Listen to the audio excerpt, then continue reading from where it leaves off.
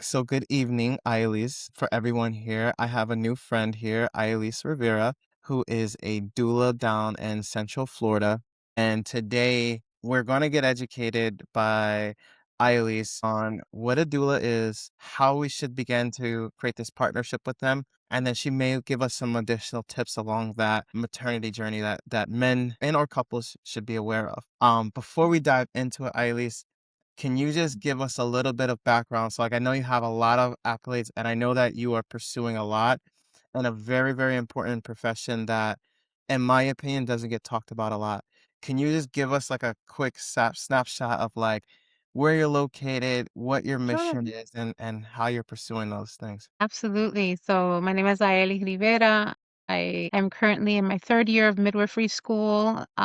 Been a full spectrum doula for 8, 9 years. And I think that a lot of people who are doulas, when the calling hits your heart, you wind up going into midwifery school or thinking about going into midwifery school. Or a lot of times, a lot of us will go into being a midwifery assistant because once it captures you, you know? I have been a domestic violence, child rape, child abuse, LGBTQ, IA, and domestic violence advocate for over 25 years, which is very important to me. And being my wife and I have been married 14 years. We live in Deltona, Florida. I'm That's originally real. from Bronx, New York. What we know. And my wife is a Jersey girl, and we have four incredible humans who are all adults between 24 and 32. Wow. Yeah, they are our pride and joy, our sons, So you they're have what all rises. boys, four Yeah, boys. yeah, yeah, that's what rises Man, in the morning and sets at night, our heartbeats. wow. And we're not abuelitas yet, but who knows? You never know what time will bring.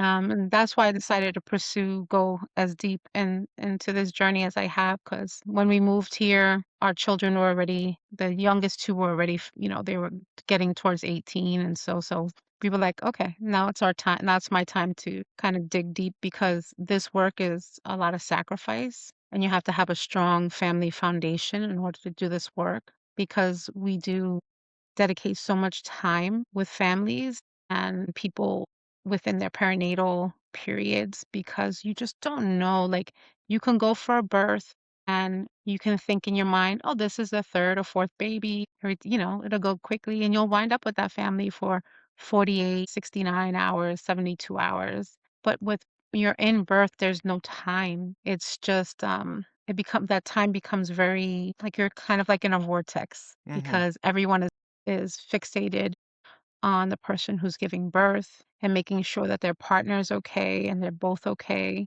And you don't pay attention to the time because since it is a process, a very sacred process, you don't really, time is really of no importance. There are certain times that we do have to pay attention to the time.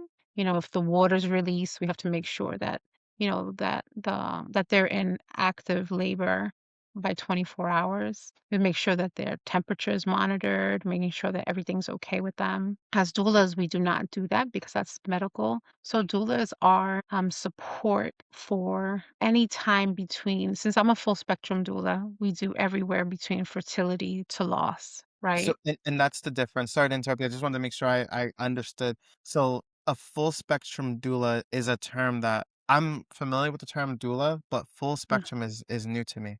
But that So sounds a full lot more. spectrum is everything, yeah, from fertility to loss to miscarriages, abortions, birth, postpartum, so everything. Yeah, from the beginning to, no matter what part of the journey this person is at, that is what we provide support for. Have you been whole life? Where are you? We needed you. There is a lot of us out here, like a lot. And I found out about it. I had my very, very first birth that I saw because I came from advocacy work from up north. When I moved here, I was like, I need to find my purpose. I need to find something. And I had always heard about doula work and I was always intrigued with it. But due to the fact that I was a single mom for so many years, was not doable because you have to really dedicate your time, your energy with these people, because They need that apoyo, they need that cariño, they need that care and that compassion, and they need somebody to be present, So being a single mom is just was not a doable thing for me. I know a lot of single moms who do it, and my hat's off to them. God bless. It's also about having that support. So full spectrum. So I signed up for a regular doula, just plain birth doula certification, and it just didn't resonate with me being a queer Latina, a queer BIPOC Latina. Didn't resonate with me. And a lot of the way and I like to advocate and to educate because the more we know, the more knowledgeable we are, the more power we have, right?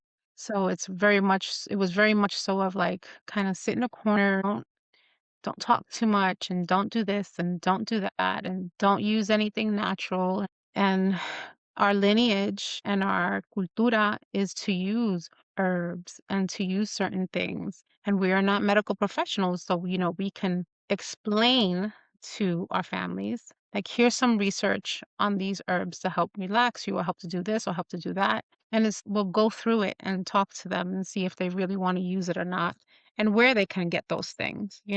But doing simple things as like rubbing their bellies, getting them to calm down, teaching breathing exercises, teaching breathing techniques, and being there with somebody and educating them and their partner Mm, about what birth really, really looks like. Not what's on yes, TV, yes. but what's really, really looks like. If I may add to that, it's a couple of things. Number one, I feel like there's this war I feel like bringing on with Western medicine versus more of naturopathic, more of culturally driven, you know, devices. I feel like you have a pain, okay, we're gonna give you a pill for this. We're gonna give you a shot for this. We're gonna give you a needle for this, and it's like even down to like okay, like with me, like and just kind of side note thing, like when you think about even like weight loss stuff, right? Like and Ozempic, well, like I found out that there's a lot of ingredients in like pineapples and mangoes and beets that can trigger the Certain same herbs. and herbs that can trigger the same thing, but it's just natural. So, and also one other thing, I come from pharma. I used to work for I can't say their name because they got a lot of problems going on right now, but the biggest pain management pharmaceutical company that has had chronically had issues with abuse of their drugs due to the potency. Yeah. I worked for them my first job out of college, and being in that environment, it it's it's kinda like you're brainwashed, and you really do think you're making a difference sometimes.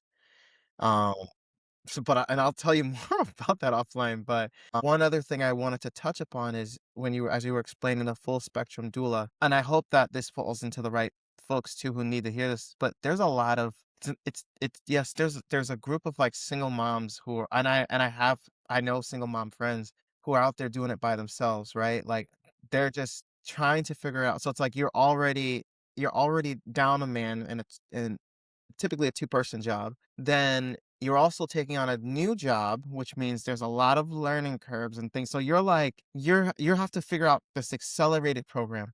And then you also got to take care of yourself. So there's also the other group where it might be a couple. It could be two people in a relationship and they're trying to do it, but the difference is maybe they're doing it on their own. Maybe there's no family support at all. Yeah. And now they're also forced with to deal with their own challenges. So I say all of that to say I'm really excited for this continued discussion because there is so much that you already touched upon where I know that there's a lot of people who don't know that people like you exist. Furthermore, they may not even know their own challenges because it may just hit you and you're just gonna normalize it type of thing. Yeah. So um And we are everywhere, mhm, everywhere. And I think it's because energetically, people have woken up to the call that we need to be here for support, no matter what. No matter if we don't sleep, no matter if we don't eat, no matter if if we have to miss, important birthdays, Mhm. graduations, kids' plays, anniversaries. We do it because viene del corazón. It comes from our heart to be there. I always laugh and I used to tell my families all the time, like, if I'm with you for more than 24 hours, the chavate, I'm not your tia. Because I'm just like, we're family now. But you Mhm. become like it's such the relationship between doula and the people that you're serving, ¿verdad? Is so it's a very unique, vulnerable relationship because this person or this family is allowing you to come into their space, okay? So you have to be very mindful and that's why you take the time to get to know them and to speak to both of them or speak to them and find out what's really important to them. What type of things would they not would you like for when somebody enters your room? Should it be soft tones? Sometimes people are big and grand and they walk in and they're like, ah, but then that throws that person off. But there are some people they need all that energy and they Yeah. need all the lights on and they don't want to be in a dark they don't want to be in dark with candles and Mhm. meditation music. They want more vibrant. They want happiness and laughter because that's what they need for their experience. So Mhm. you have to know all these things. And Mhm. we're never, ever, ever a replacement for the partner. We are an extension of the both of you, always. Because I always emphasize you two made that baby with love. So let's bring that baby into the world with love. Hug each other, kiss their forehead. You know them. You know how to calm them down. You know how just by the one gentle touch that you do, whether it be on the small of the back, on their chest, on their face, you know that one touch can really bring all that down and let them breathe for a second. When they're in the when they're in the state of like panico and they're like, I don't, wait. It's like, come on, let's calm down, you know? And as much as we educate on that, it's very, very, very important that we take ample time during our visits to discuss what the hospital environment looks like, even if they have chosen to have an out of hospital birth, if they've Hmm. chosen a home birth or a birth center, because if case there is a transfer, Mhm. why not know everything before you walk in there? Mhm. So you can really have that true informed consent before you walk in there. Not Mhm. just something that, you know, your partner is in a state of like distress, they're going through it. You're all nervous and like, oh my gosh, what's going on? And somebody comes to you and they're like, okay, and here, just sign here because we need this right here. And before you know it, your partner's being brought in to get all the things that you didn't want to get when it's Yeah. not medically necessary. If it's medically necessary, and that's what we do, we take the time to explain any medical procedure that might can happen or can happen and what it looks like when you walk in to the hospital. Can I tell you there's not a lot of partners, whether, it's your husband, it's it's genuinely just a partner or whatever the case may be. There's not a lot that we know if we're when we're faced with those types of moves, right? Like I know of people who've had to have emergency C-section. And one of the biggest things is the husbands are just or the partners are just kind of like they're like, "Here, throw this on, and then go stand over there." Yeah, And then it becomes like a controlled chaos, but you're on the outside looking in, and you're watching things happen, but you have no idea what's happening. You can't give guidance. You don't know what to do. So it feels very helpless chaotic and scary. and scary.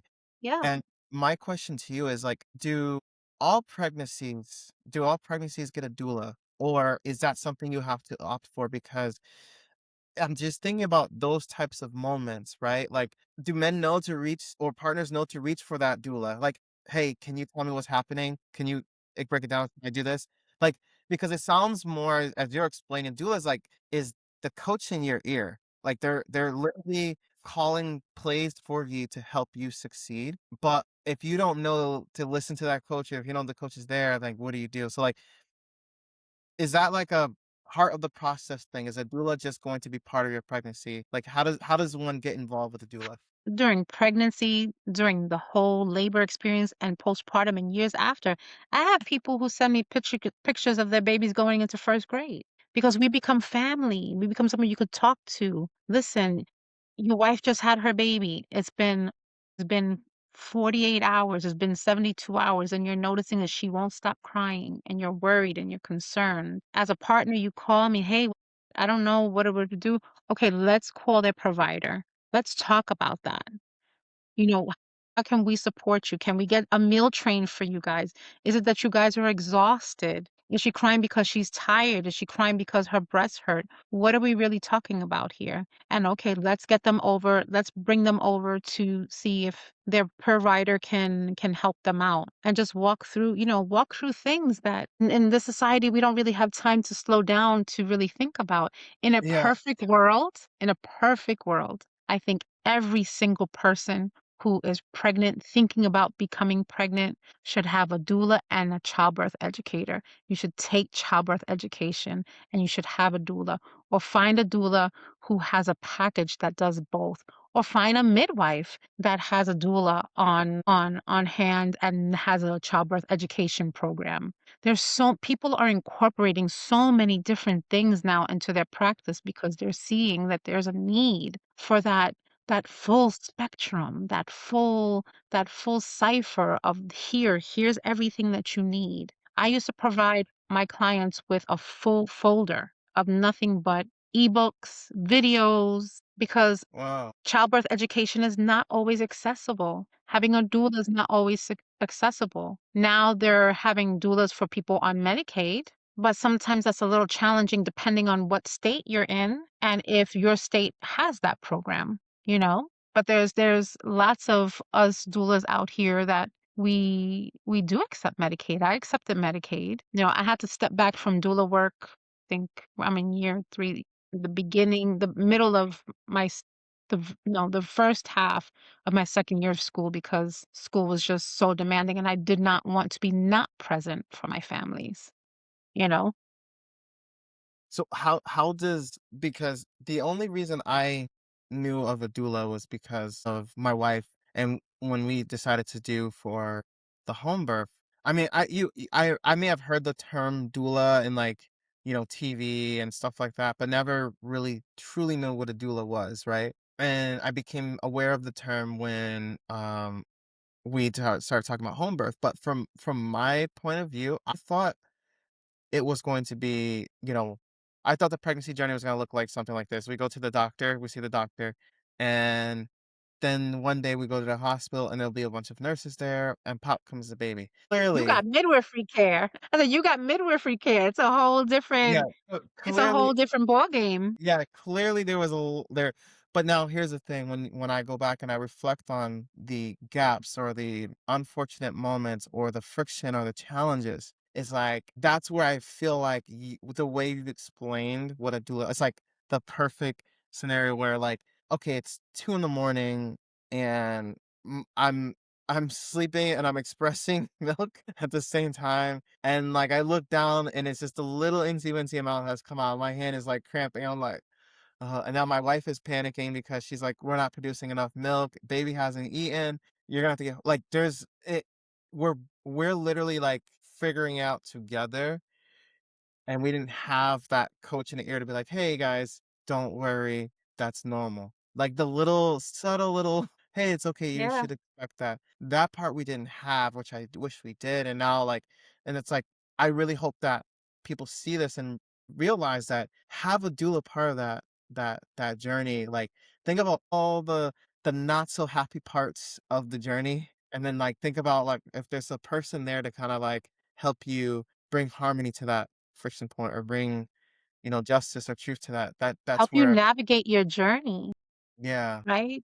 Giving you all the tools that you need. yeah, Teaching you all about the physiology of the body, how it takes time to have a baby, how it's not what it's like on TV, not. teaching you how to stay in your body, how to meditate, how to breathe, both of you. Because if you're dysregulated and you're in a state of panic, her first reaction is going to be, I'm going to shut myself down because I need to take care of him, right? So we make sure that both of you are regulated, that the energy in the room is the energy that you need, making sure that you know all the comfort measures as weeks go on and we have more free, as we have more. Some doulas do anywhere between 2 to 8 visits, some do 5, some do 6. It really depends on what they do. And then teaching you all about comfort measures and how you can take care of them before we show up, you know? I've had some people that I showed up right when labor started, and some were like, "I'll call you when they're 4 minutes apart or 5 minutes apart,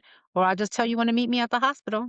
Okay, whatever you want, you know? And then stay with you for a couple hours postpartum just to make sure that they were able to urinate, that you actually ate something, you know, that if you need help with latching, we can try to help you with that a little bit.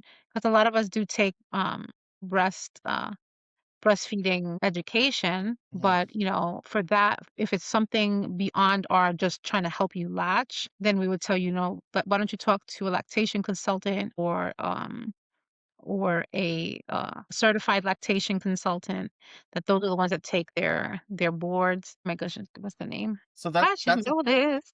point because like that's where a lot I feel like a lot of challenge does happen, right? That first 48 hours after birth, getting the baby to eat is a critical time. And like a lot of mothers, I feel like many mothers do want to breastfeed, but it's Mhm, just they don't know how to do it and there's no guidance. And it's very intimidating, right? Because you're kind of like racing against the clock here because your baby's got to mhm, eat something. So they kind of just opt for like, okay, well, I'm gonna go for formula. Some women, they have to do formula, but just because that's, something happened or that's just the way things shaped mhm. out. But other women prefer, I think most women would prefer to do nursing. They just can't or they lose, whatever, they just, they don't end up doing it. So this is We another, also have to understand that we have to be mindful when it comes to nursing too. You may have somebody who's had some form of trauma, right? And they're like, "Mm-mm, that I can't do that. It's too much." So we have to be respectful of that. That's why it's very mindful. We all have to be very mindful of the language we use and not putting things in general terms, because what about the person who's had to have a double mastectomy and has had a baby and nobody knows, right? Because they'll put a bra with a padding on. They didn't have reconstructive surgery. And you're like, "Oh, you're breastfeeding your baby." You don't know. You said it with an open heart, you said it with a cariño, but sometimes we have to take a step back and be like, "Wait a minute." Or you have the person who unfortunately is not able to have any form of postpartum leave. They have to go back to work in maybe 5 days or 7 days. yeah, 8 my last one, I was 8 days because I wow. had to. So in a situation like that, that's very challenging to even pump, because a lot of jobs, will give you a little bit of a hard time or whatever, and some people don't have the money for that. Yes, it's the best thing to do, but I think that we need to sometimes think about the people who it's not accessible for, you know? Can we talk about that expectation for a second? Yeah. The bounce back expectation. So I think there's a lot of expectations after the baby's here. You've got your partner who has expectations, whom they may or may not be educated on the reality of what's to come. You have your family who's going to have expectations who may not be aware of the reality, and then you also have your professional career. When it comes to the bounce back, you see things like on TV, you see Cardi B who's on tour. She just had the baby, okay? And she's like, full tour schedule. It's like in a way, and I'm gonna speak very ignorant for a moment, but I'm Mhm. doing it intentionally. You see things like that, and that becomes the baseline. Yeah. Homegirl just had a baby, and now you see her. Listen, we don't have the context. And Mm. again, don't hate me. But How many no, but kids? Yeah. culturally, right? I'm 52 years old. So my generation, you would Mhm. have a baby, and the first thing they would tell you, "Ponte una faja," put a faja, Mhm. okay? Put a Mhm. girdle on Mhm. and make sure it's very tight, Mhm. and make sure that, yeah, okay, you're gonna have a couple of days of bleeding, but listen, your aunt so and so had 4 under 3 years old and had to get up and cook and do all the things and mop Yeah. and blah, blah, blah, blah, and so it's ingrained into our minds Yeah. that this is what we have to do, and then we sit back, and a lot of us who did that wind up with gynecological issues as we get older, Mm. right? Wow, I did see Because nobody you did told me that. not allow your body to properly rest. I know I didn't. My second son, I went back 15 days after he was born, and I was taking buses and trains. I had an hour and a half, almost 2 hour journey to work in the morning at 4 o'clock in the morning, and taking it back. And when I would come back, I would have him carrying him, and you deal with what you have to deal with because we don't. You know, I think that yes, there's a huge emphasis on the bounce back, but I think if we truly, truly look at the people who are that bounce, this is bounce back or whatever, is because there's a reason they're doing that. And it's not always because of vanity. It's not always because like I can do that. It's because there's a reason, Yeah, I'm in a you know? situation. Yeah. Um, I will say this too. Can you hear me better? Were you able Yeah, to hear me before? Okay. I can hear you. In the Latino, in the Caribbean, in Mhm. the African community, and even in the African American community, when we're talking about generationally, okay? This is where now I so remember I was mentioning there's expectations of everybody after the baby comes. I gave you a little bit about what happens with career. Now I'm talking about family, particularly the women. Okay. There's an expectation of get back to it, get bounce back. When I had and there's a in my opinion, there's a lack of empathy and a lack of caring that for some reason I've never really been able and I used to want to say, okay, maybe it was isolated to certain people or certain, but like I'm seeing it across the board in groups where there's a lack of empathy that gets handed down. Like, okay, so you had the baby. Shoot, I had to go to work. I had to do this. It becomes less of, okay, are you okay to, okay, like now it's either like you're kind of, it almost feels like a flex or like, don't boohoo me because I had to do X, Y, and Z. And it's like for me, I've always scratched my head, right? If you went through something and you knew it was hard, why would you say, if I had to walk on hot coals, then it should be no problem for you. It's like, but you have blisters on your feet. Like, do I have to, are you saying like I should have blisters? Like, where does that come from? It's called generational curses. It's called colonialism. It's called being tore away from our original customs and cultures, our cultura, our traditional way of living with our plants and our medicines and our tierra was taken away from us. So we're forced into that colonial mindset of must be a robot, must do everything because that is the best way to be. And that's not the best way to be. I know some people who live that life for so long, and then once they come back to self, and once they come back to doing a little bit of research of culturally and customs, where you came from, what did that look like? How did your family take care of one another? What is those things that your abuelita used to give you when you were little for because you had a sore throat, but we forgot about that. We forgot that she took a little bit of honey and a little bit of like lemon or something like that with some of the menta that was outside and crushed it up and made us take it and we felt better because we're so stuck on I have to go with the grain. I have to go with the way everyone else is living. But when we simplify it, we become happier because you don't have to live up to expectations. That's the same thing with being a parent. I tell people close out the noise. This is your legacy. Yes, we come from a legacy of our parents and our grandparents. However, we tend to forget that when we start our family, we're starting a new legacy. We're starting new traditions and new ways of beings. So it's up to us that we see that craziness and we're like, we're not going to repeat it. And Yeah. if we had to repeat it, we teach our children, you don't have to do that, you know? Also observed when you decide not to subscribe to the generational curse, that's when friction also begins to happen because it puts you in or you're perceived to be in a position where, okay, do you think you're better than us? Yeah. Or do you think you're too?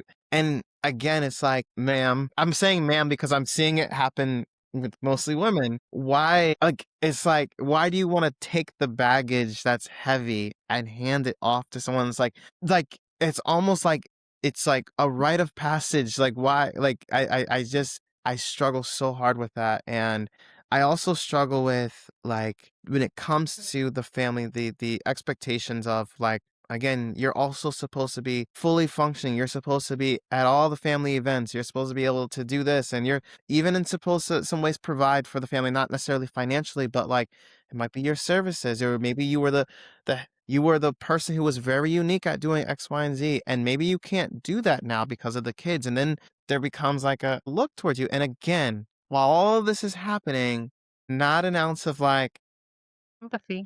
empathy, or are they going through it at all? Yeah. And I also wonder, like, is the mental recall there where I knew, like, because, like, you ever look at something and be like, "I know what that must have been like," or "I know I felt that," or "I've been there before." Like, I don't understand how someone doesn't look and be like, "Yeah, that was rough for me. Let me." It's the opposite. It's like, "Yeah, it was rough for me. You're gonna have a hard time with that." It's like, "Thanks. Thank you for just watching me suffer. Appreciate it." But then now you've went through that. You guys have went through that, right? So now you will be a different parent. Oh, yeah. I tell my kids all the time, I don't want you to be just like me. I want you to excel who I am as a person. I want you to grow beyond it and keep excelling. And then by the time your kids have kids, can you just imagine the phenomenal human I know, being right? God that willing. came from a phenomenal human being? Yeah. I maybe people say I'm biased, I'm not biased, but our sons are they're phenomenal human beings. They're good human beings, and they worry about us and they're like, "Mommy," they'll message me. They put me on that 360 thingy and they're like, "You still at the birth center? Do you need me to send you money? Do you need me to send you some food?" I'll call my wife, "Why you working late? Do you need me to put something on? Do you need sometimes they'll do our laundry, sometimes and it's just like, why? Because we created this environment for our children of them knowing Yeah. this is your home, we're your home. And when it's ready for you to leave and ready for you to start your family, you don't ever have to call me and be like, "Hey ma, we fell on a hard time. Can we, you mind if I come back?" You know the code to the door, just come on in. Your room may not look the way it did when you left, but it's Yeah. still your home, Yeah. and you just keep on being better parents, being a better person. You're already starting being a better person. You started this podcast to help families go through and navigate what it is that you're going through. So you're Yeah. already starting. You already Yes. started with your wife by having a home birth. Yeah. She already started because she knew that as a parent, as a mother, that she wanted different for herself. You guys wanted to bring your child into a peaceful environment Yes. in the way that you wanted to. And that's a decision that you guys made together as a family. So you're already starting. Amen. Thank you. I agree. Like, I will say, when you are breaking the chain of that generational curse, it comes with a lot of friction, but it also comes with a lot of liberation. Yeah. You are liberated to do things like openly talk about experiences so you can help other people. You can't really do that if you're still subscribed to the old, generational trauma. Yeah. And also our generations are a lot of our backgrounds are don't talk your business to other people. What happens in our house, don't talk about it, Yeah. and that's Just why a lot of us have suffered in silence because of that, Yeah, you I know? there is this guy who I follow on Instagram. He's called Be a Man, and what he does is like this parody of like what it's like to be an old school like hard nosed man. He's like this guy. He's got like a real like super masculine face, everything about him, right? And he always says his joke when he ends it with "Be a man," right? And he said this one thing one day, and again, it's supposed to be funny, but it was so true. He says, "Be a man. Don't go see a therapist and share your feelings. Work every day until you die, and then have a heart attack. Internalize all your problems and have a heart attack on the job. Be a man." And it was so true. It's like that is what it's like. You know what? Be a man. Like, go home and have like a rage fit at Yeah, home, like a real man. Don't go. Tell your problems to a therapist. So I feel like culturally we've created this ideal of what it is to be a man, and it's like this hyper masculine dude who can just take it all on the chin and keep going. But the problem is that hyper masculine dude is either completely detached from everything, which means that he's here, but he's not there. He can't give you love because he's just super detached. He's a hyper man. Or he is attached, but that man is a pressure cooker on the inside, and one day he's gonna explode. Either way, the outcomes are not good, right? So it's better to just be a human, not try to be super masculine. Just be a human at the end of the day, and be okay with having emotions. Be okay with it's like God. That's how you were designed. Like you weren't designed. We're not machines, right? But just to kind of also conclude the last point here. So when it comes to like these things that we're passing down, such as lack of empathy for the new mom, not coming to see what the new mom needs, but more so coming to see the baby, it's really about passing down generational trauma that maybe the mother has gone through. And I will give the benefit of doubt, not knowingly passing that down. And I think also we need to understand that as much as we want to believe it, our parents are not superhuman. They are flawed people just like us who have raised us in their own unspoken traumas, Hmm. trying to navigate through that. And a lot of them did the best that they could. And we saw, like, yeah, I'm not doing that. Yeah. I'm not, like, I don't want my kid thinking how I thought growing up. I don't want that. So we change it, but also giving them that grace sometimes. I think when I realized that my mother was just a woman who raised me in her unresolved trauma and trying to be a parent while trying to heal It's is rough. very challenging. Yeah. I tell new parents, don't get caught up in all the logistics. See through your child's eyes and you get a chance to live again. Yeah. You get a chance to do all those things that you didn't get to do as a little one because look what you did. You provided that for them, and now you get to live it too. So it's That's a probably win-win. Yeah, that's probably the most exciting part about being a parent is you get to do all the things with your child that maybe you didn't have a chance to experience. At the same time, it can pull some things out of you Mhm. at the same time. I know I keep going off, so I apologize, No, but you're good. there was this clip and it went viral on Instagram. It was the dad and his two kids. He had a son and a daughter. And they did this thing where it's like, okay, step forward if your dad picked you up from school. You saw that video? Step forward. And like when It's a I very watched, powerful that's a very powerful exercise for people to really get empathy and apathy towards people, yeah, you know?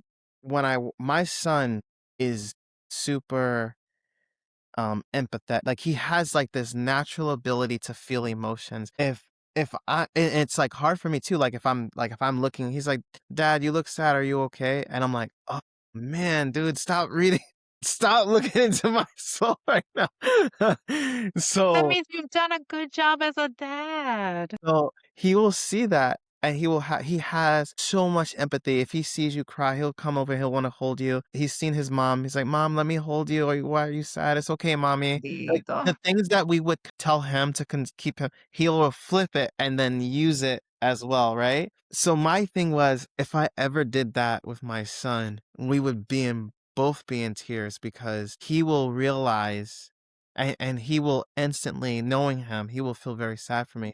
But I also feel like, man, that's really powerful. It's like I don't want to say it's sad because it's not sad. It's more of a moment of like almost peeling off the band-aid to do that exercise because it gives you perspective of where you've come from to where you're trying to get through. But it also does take you back to some maybe painful points of where you see yourself as a dad. Like, I don't want to say going the extra mile, but like, okay, my son is upset. Let me take care of him. You see yourself as a dad doing that. And then you realize you didn't get that. And it starts to make you want, like, why didn't this Why seems didn't like, I get that? this seems like such a natural thing. It seems like such an enjoyable thing, an enjoyable part of that. Like, why wouldn't someone want to give that to me, right? Yeah. So that we'll definitely have to talk more about. Yeah. Yeah, it's deep. It's deep. Being a parent is I think people tend to forget how deeply spiritual being a parent is. Yeah, and unfortunately, when it comes to women now, it's hard because we've created this society of like perfectionism, and I've worked with women, I've seen women who, like, again, this is where the thought of what pregnancy is, and you're taking bits and pieces of your environment. I'm seeing women go have their baby and do their maternity leave for a couple weeks and come back and, like, as if nothing happened, ta-da, I'm here. And then I find out later that a lot of them are just like are really good actors because they're in shambles. But the part of the problem is because there's no place to be vulnerable, there's no place to talk about it. For people like me, you're coming back into the work. I'm thinking like, okay, you did that. That was cake. It's gonna be cake for me too, right? So then when you go through the shambles or the not so happy parts, because we're still on, the post partum section where basically the baby's here, behind closed doors, everybody keeps that private and sealed. So you don't really know, but you see the perfection art. You see like the representative always looks good. So you don't think that there's any issues happening. And I remember when I first experienced like some level of postpartum. Like okay, so now I'm gonna segue into, so we talked about career, we talked a little bit about family. Now I'm gonna segue into partner expectations, right? As a partner, you're thinking this is great. Everything is going to be cool. Wow. Right. And like you just see everything, you just see the mom nursing the baby. You're like, wow, this is great. Life is sweet. Nothing wrong. And go from here. Right.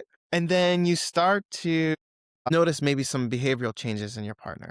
Like, okay, maybe she's a little bit more snippier. She's a little bit shorter. She's a little bit more needier. She's a little bit more emotional. Those things. And I feel like there's nobody to really talk about postpartum for dads. There's no one to set expectations because the partners have their own expectation. We're thinking this is great. You will be home with the baby for a little while until maternity leave's over. Then you're going to be able to go back to work and we'll leave the baby with daycare or sitter and we'll be able to continue our jolly old happy life. And guess what? In 6 weeks time, we even get to have sex again. Like you just think it's going to be that simple. And what a wake up call that is. I'll break it down with, and I'm be truthful. I have to be truthful with myself. I had expectations of my partner, which I later found out, like, I thought they were realistic. They were kind of unrealistic. Starting with, let's say, going back to work. Okay. For my wife, she worked from home. So I'm thinking, dude, you're just, you're working from home. And I later found out that even her going to work and her not being next to our son was really challenging for her. Even though he was still technically in the house and it was the fact that he was under somebody else's care that really messed her up. And as men, or I keep saying as men, but as partners, we have this expectation that my mother, and this is where it goes back to family trauma, right? My mother was able to do all kinds of things. My mother was able to keep the house, do this, do this, do that, and the third, right? But we also don't realize that mom didn't take care of herself. While she was doing all those things, she didn't take care of herself. That's why she looked 75 when she was only 42. We don't think about it from that angle, but we just think about what we received, right? So there's this thing like I'm receiving this and I'm receiving that. And then, why am I not, but why is it my mom was able to do it and you can't do it? Right. So like we're putting pressure on these new moms to kind of bounce back and in many ways live up to the same level that our mothers did, but under completely different circumstances, which is not fair. The other expectation that we have is, intimacy, right? You feel like 6 weeks is up and it's go time. And what I've learned is intimacy is not just physical, it's also mental. And we had a discussion about it because, I think every man is looking up a calendar like 2 more weeks, one more day. Every man's looking at it, but like because we're just chasing like the very black and white number, right? Nobody prepares us for, hey, like, and this is a conversation I'll get to have with my son one day, which is like, hey, your partner, the doctor may say you guys can do it in 6 weeks, but you gotta like temper your expectations that it could be a little bit longer than that because she may not be there mentally. You don't know if did she tear, right? Did you guys have vaginal? Did you have C-section? Is she feeling confident in herself? Like all these different things. Nobody. Hormonally, what that does to the body, especially if they're nursing. Nursing, there's a whole bunch of different things going on. Oh yeah. you know? 100%. So, I mean, it's a multitude of things. Also, understanding that if there is multiple children in the house and that person is nursing, you get touched out. Oh, And you just, I've heard that before. What is yeah, that just term? I need an hour with no one touching me Mhm. because our kids are touching us all day. They're looking for that comfort. So Mm. even if they're not like holding our hands or holding onto our leg, there's still something of them touching us and wanting us. Mommy, mommy, mommy, mommy, mommy, mommy, mommy, mommy, and the baby crying. And hold on. And let me wipe your nose as I'm nursing with one hand. And let me Yeah. get all these things in. Oh, wait, I gotta put the dinner together. And then they're crying and it's a sensory overload. Okay. So just understanding that your partner may just need for you to take over for an hour, hour and a half. Let them go take a shower. Let them lay down for a little while and just decompress because that constant having people pull from your energy all day long, all day long, all day long, it's a lot. Yeah, I can imagine it is a lot, but it's again, it's one of those things where it's for the mom is feeling the impact of having everyone that while the partner is kind of like not having that same impact. So there is a lack of like understanding, and I feel like I don't blame. It's not anybody's fault from like the partner's perspective. It's just like we don't have that education, which is why like I'm That's why so you glad need childbirth education. why we need child-based education. Yeah. I on a previous episode, I was talking and I said, "Guys, like, I'll be honest with you. My wife handed me a folder and some papers, but I didn't really look at it. And the reason I didn't look at it is because I felt like she was gonna take care like, you know what you need to do. You know what you need. Just you read it and then you tell me what you need from me." And again, I'm Need who? We're not gonna they're not gonna tell you what they need. right. And I'm saying this, so Yeah, I hope yeah. listen, I'll tell you something funny. I posted a clip of me explaining that, and I'm like, "People, this is retrospect. This is You're explaining gonna what it is explain." that you went through in that moment. Yeah, I But I get it. got toasted, and then people had to watch the full clip, and they were like, "Okay, I'm sorry. I I didn't mean that." I but I was like, I know this is triggering. This is gonna be triggering, so I have to explain it. I said, "Listen, Yeah. in retrospect, Yeah. these are things but these are I'm not the only guy that But does." you don't know what you don't know. And if you didn't get that education and you didn't watch those videos and just hearing like what I think that a lot of times people do not realize all the changes that happens when somebody gives birth. It's so much. And they don't understand that it's around here somewhere. The average size of a placenta is like this, right?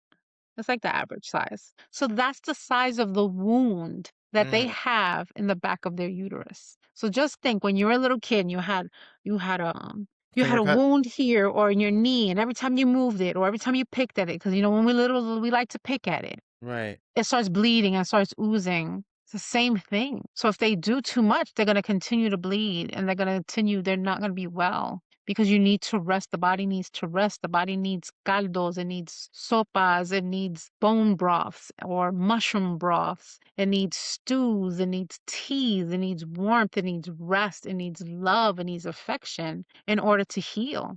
And that's for both of you. So if both of you are having all those things and the baby's sleeping, let's both of us, okay, now it's time for us to like be still for a moment and let's all kind of recharge our batteries and come up with a game plan. A marriage or a relationship, a partnership is just that. It's a partnership. So it's going to be a couple, it's going to be rough for a little bit, but that's okay because I'm going to take care of this. You take care of this, and then we switch off and you help each other because that's what it is. It's that 50-50. Making sure that, I've heard some partners be like, I don't like they're nursing. I don't know what to do. Like, and I feel bad about sleeping while they're nursing. It's very simple. You feel them get up to nurse, make sure that they have their water, make sure they have a little snack, right? As soon as they're finished nursing, take that baby, change that baby, burp that baby, and put that baby down and let them go back to sleep. So both of you are working in conjunction with one another to really do those feedings together. You can get up while baby starts crying, wants to feed, get up, change their pamper, let them go to the bathroom, let them use the bathroom because sometimes that's the worst. You're trying to feed a baby and you got to use the bathroom. What are you supposed to do? You got to wait. Mm. Hmm. So let them get up, let them use the bathroom, give them back the baby, get a snack, get some water, make sure that they're okay, lay down while they're feeding. They finish, boom, take baby, birth baby, put the baby down. And both of you have that yin and yang of having that rest and having that working together. We're a team, and what doesn't feel great. I know that once I could only imagine that once your babies were born at home, it was probably the first one was probably like so opening for you, and you were like, holy cow, this was really doable. This really happened. But why Wow. did it happen? Why did it happen? Because you were encouraging, you were there, you were loving, you made sure that they were okay, Yeah, there was right? a lot of I remember too, I did this thing with her where I got behind her and I was just rocking, so I was like, "Keep doing that," and then, like, when I was stopped, she's like, "What are you doing? Keep going." I'm like, "Okay, I'm sorry." I'm just rocking, and because there was no medicine, it was just we did the circuit, we did the pool, and then I would just hold her and rock her, and, I think she was drinking bone broth. I think that's the only thing she could have or something like if I'm not mis I'm like I think that was the case, bone broth or Probably something the like only thing she could hold down. yeah, and just rocking her back and forth, but she said that it was that helped, like, that was my first moment of partnership, but again, one thing I do regret, and I will encourage men, and we need to I would love to have another episode where we talk more about the birth plan, but Yeah. one thing I would encourage men or partners to do is to get with the birth plan. Take it from a father who Birth preferences. Let's take sorry? the word plan or preferences. Let's take the word plan out. Because I think Okay. when we plan for something, we become so rigid in our minds, like it has to Mm, be like this. okay. So if we Birth put preference. preferences, Yes. lighting, what would you prefer with your lighting? Light lighting, twinkle lights. Would you like what would you prefer as far as scents go? Would you prefer this? What would you prefer if there is an emergency transfer? What would you like the hospital room to look like? How would you Mm, like them to listen to you and hear your things? We really would not, we would prefer um let's see. We prefer only one attending in the room mhm. and not four students in the room watching my partner give birth. Because if you Oh, go to a teaching hospital, yeah. you know, and that's very important because you have a lot of families who practice modesty because of Mhm, their religious beliefs. mhm, So we have to have those preferences. Please, no male doctors in the room because of their culture, because of their religion. So it's important that we have those preferences. And I think that when we take that word plan out, it makes mm, things a little bit more feasible. Do you want vitamin K? Do you want erythromycin?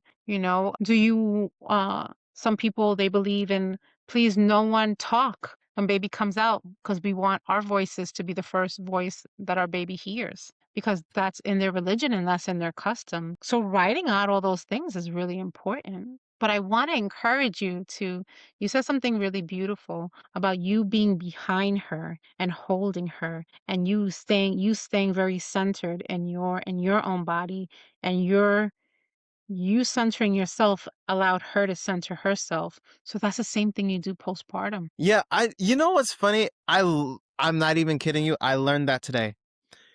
I learned that today. So we're having a moment, and I said, "You know what? I'm just gonna and I just did the same thing. She's like, "Oh, this feels so good." I was like, "Yo, you were just ready to like burn the house down, and now you're like, I feel better." Yeah. Sometimes I do that to my wife if I know that I am just super activated. I've been up for 4 days straight and I'm a little punchy and I'm a little cranky. And I'm like, please no one ask me too many things. I don't want to make a decision because I've been doing critical thinking for like 5 days straight and my brain is fried. Mhm. And she'll ask me like, what do you want to eat? And I'm like, ready to cry. She's like, "Oh, come here." And she'll just hug me because that's what I just need that moment of just like, and that's what we need sometimes, both of us, right? Yeah, And if I said she's completely activated from her day, I'll just go over and I'll just either hug her from behind or just give her a hug, just like a 2 second or a 3 second or a 10-second heart hug, heart to heart, just holding each other, not saying a word, and just allowing yourselves to just kind of like breathe and letting it go and starting over.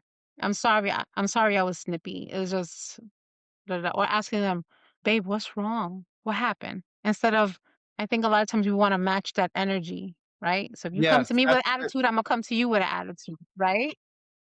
Yeah, but you know your partner, you know her, you know your wife. You Yeah, know that she comes out like that is because algo le pasa. Something's wrong with her. So ask her, "What's wrong? Talk to me." yeah, Go over, hold her hand or hug her, yeah, "Talk to me." yeah, And then she doesn't realize, like, what really is bothering her, and then she'll come out and she'll say it, or you'll come out and you'll say it, you know? yeah, yeah, so it's just yeah. There's a Buen lot. hecho, James, buen hecho. I know we're at time, unfortunately, but I wanna say thank you so much for coming on to this evening. I would love to keep our conversations Yeah, going and create, like, a series. absolutely. We have a lot that we can unpack for people, Mhm. especially with me using my own real-time experiences. We covered a lot, but there's so much like, we covered a lot, but it's like the spectrum is so long Yeah. and this journey, and I want to uh, carefully unpack as much as we can together, um, to kind of educate people. But really, I will say that the biggest takeaway from this evening would be come up with a birth preference and then do your best to get a doula. For me, it sounds like ideally full spectrum doula would be the way to go, especially for those people who haven't necessarily even gotten pregnant yet, but Or you're. find a doula that is congruent with your belief system and your energy. Mhm. There's birth doulas, there's postpartum doulas, there's sibling doulas, there's death doulas, there's Christian doulas, there's non-Christian doulas, Yeah. there's queer doulas that we deal with only the people from our community because our community has a whole different spectrum of things that we have to navigate through, right? But find and just don't interview one doula, interview 2 or 3 to see who really is a good fit for Mm, you and your journey. mhm. Because just because you meet somebody one day and you're like, "Oh my gosh, they were so nice," and then you meet somebody else and your spirit's like, "Wait, wait, wait, Yeah, we wanna be yeah, with that." yeah, that's great advice because I didn't do that. So, I will definitely, be in touch. I'll give you a call. Yeah. I just wanna say thank you so much. This You're was welcome. exciting to do, and, we will definitely have plenty more to do together. Absolutely, absolutely.